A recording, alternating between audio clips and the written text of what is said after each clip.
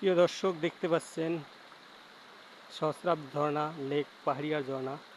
এর পানির ঝর্ণার পানির প্রধান উৎস কি?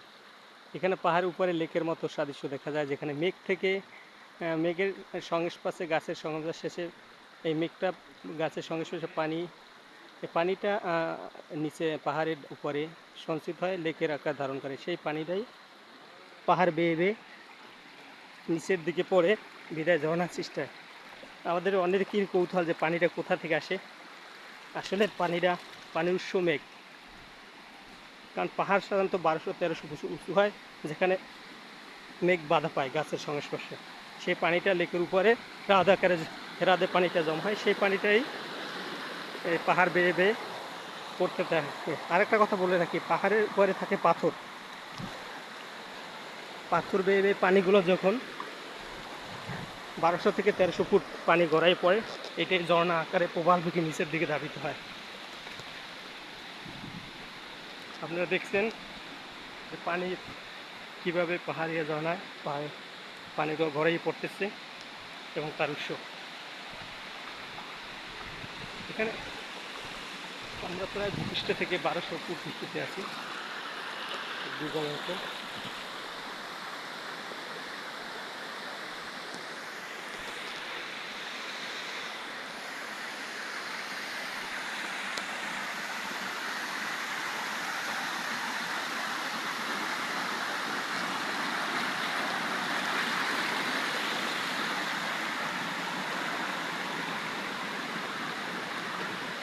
আহা!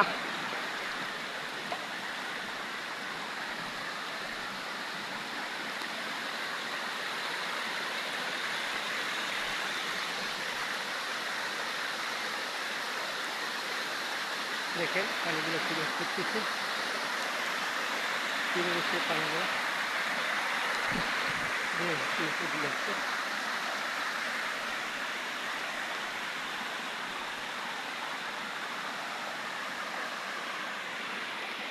দেখার চেষ্টা করতেছি।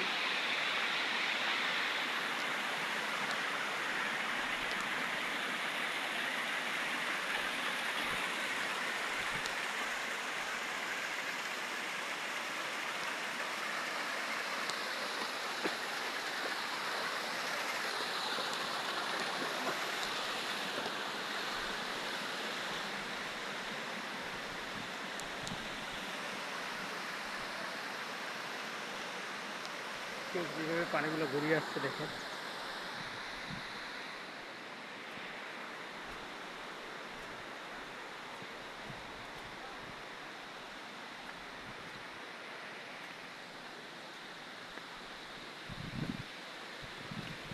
দেখেন কীভাবে পানিগুলো গড়িয়ে আসছে।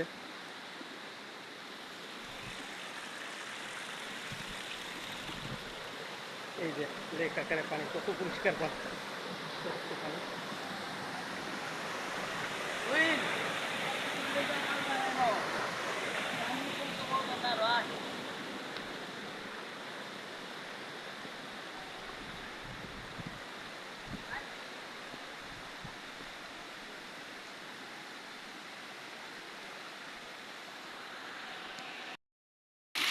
দেখেন পানিগুলো কীভাবে গড়িয়ে গড়িয়ে পড়ছে।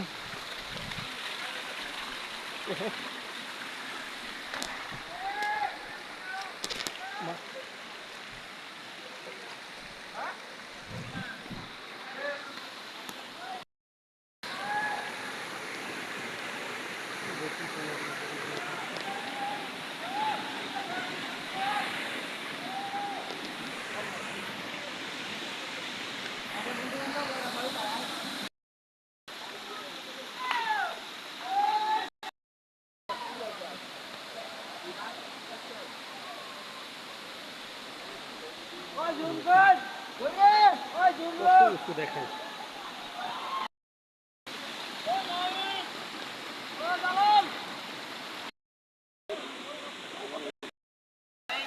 এরপর থেকে দেখেন পানি গড়াই গড়াই উপর থেকে পাহাড়ের পানি গড়াই গড়াই নিচের দিকে পড়তেছে।